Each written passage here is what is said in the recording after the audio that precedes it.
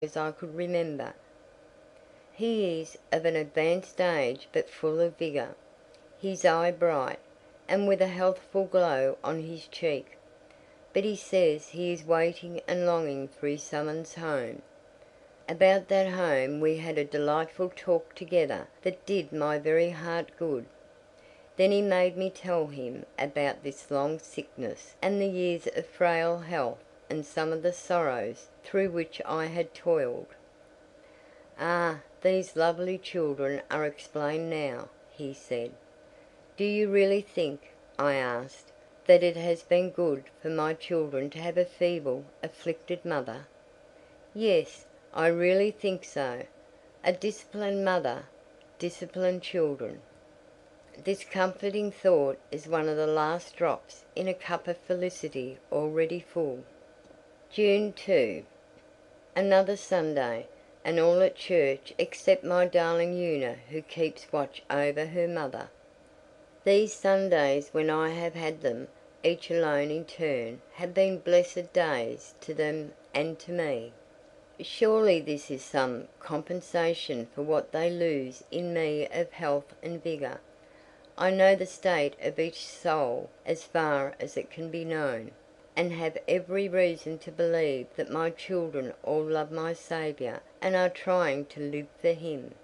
I have learned at last not to despise the day of small things, to cherish the tenderest blossom, and to expect my dear ones to be imperfect before they become perfect Christians. Una is a sweet composed young girl, now 18 years old, and what can I say more of the love her brothers bear her than this? They never tease her. She has long ceased asking why she must have delicate health when so many others of her age are full of animal life and vigour, but stands in her lot and place, doing what she can, suffering what she must, with a meekness that makes her lovely in my eyes, and that I am sure unites her closely to Christ. June 27. It was Raymond's turn to stay with me today. He opened his heart to me more freely than he had ever done before. "Mamma," he began, "if papa is willing, I have made up my mind, that is to say if I get decently good to go on a mission." I said playfully, "And mamma's consent is not to be asked?" "No," he said, getting hold of what there is left of my hand. "I know you wouldn't say a word. Don't you remember telling me once when I was a little boy that I might go and welcome?" "And don't you remember," I returned, "that you cried for joy, and then relieved your mind still farther by walking on your hands with your feet in the air?" We both laughed heartily at this remembrance, and then I said, "My dear boy, you know your father's plan for you?" "Yes, I know he expects me to study with him, and take his place in the world. And it is a very important place." His countenance fell as he fancied I was not entering heartily into his wishes. "Dear Raymond," I went on, "I gave you to God long before you gave yourself to Him. If He can make you useful in your own, or in other lands, I bless His name. Whether I live to see you a man or not, I hope you will work in the Lord's vineyard, wherever He calls. I never asked anything but usefulness in all my prayers for you, never once." His eyes filled with tears. He kissed me and walked away to the window to compose himself. My poor, dear, lovable, loving boy! He has all his mother's trials and struggles to contend with, but what matter it if they bring him the same peace? June 30. Everybody wonders to see me once more interested in my long closed journal, and becoming able to see the dear friends from whom I have been, in a measure, cut off. We cannot ask the meaning of this remarkable increase of strength. I have no wish to choose, but I have come to the last page of my journal, and living or dying, shall write in this volume no more. It closes upon a life of much childishness and great sinfulness, whose record makes me blush with shame, but I no longer need to relieve my heart with seeking sympathy in its unconscious pages, nor do I believe it well to go on analyzing it as I have done. I have had a large experience of both joy and sorrow. I have the nakedness and the emptiness, and I have seen the beauty and sweetness of life. What I say now, let me say to Jesus what time and strength I used to spend in writing here. Let me spend in praying for all men, for all sufferers who are out of the way, for all whom I love, and their name is Legion, for I love everybody.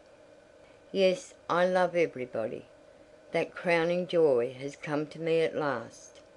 Christ is in my soul, he is mine. I am as conscious of it as that my husband and children are mine, and his spirit flows from mine in the calm peace of a river whose banks are green with grass and glad with flowers. If I die, it will be to leave a wearied and worn body, and a sinful soul to go joyfully to be with Christ, to weary and to sin no more. If I live, I shall find much blessed work to do for him, so living or dying I shall be the Lord's. But I wish, oh how earnestly, that whether I go or stay, I could inspire some lives with joy that is now mine. For many years I have been rich in faith, rich in an unfaltering confidence that I was beloved of my God and Saviour. But something was wanting. I was ever groping for a mysterious grace, the want of which made me often sorrowful in the very midst of my most sacred joy, imperfect when I most longed for perfection. It was that personal love to Christ of which my precious mother so often spoke to me, which she often urged me to seek upon my knees. If I had known then, as I know now, what this priceless treasure could be to a sinful human soul, I would have sold all that I had to buy the field wherein it lay hidden. But not till I was shut up to prayer and to the study of God's word by the loss of earthly joys, sickness destroying the flavour of them all, did I begin to penetrate the mystery that is learned under the cross. And wondrous as it is, how simple is this mystery! To love Christ and to know that I love him, this is all.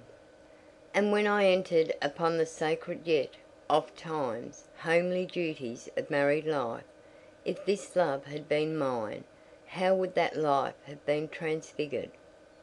The petty faults of my husband under which I chafed would not have moved me. I should have welcomed Martha and her father to my home, and made them happy there. I should have had no conflicts with my servants, shown no petulance to my children, for it would not have been I who spoke and acted, but Christ who lived in me. Alas! I have had less than 7 years in which to atone for a sinful, wasted past, and to live a new and a Christ-like life. If I am to have yet more, thanks be to him who has given me the victory, that life will be love.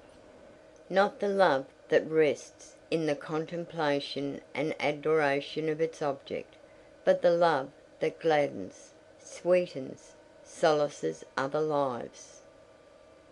O gifts of gifts, O grace of faith, my God, how can it be that thou, who hast discerning love, shouldst give that gift to me? How many hearts thou mightest have had more innocent than mine! How many souls more worthy far of that sweet touch of thine! O grace, into unlikeliest hearts, it is thy boast to come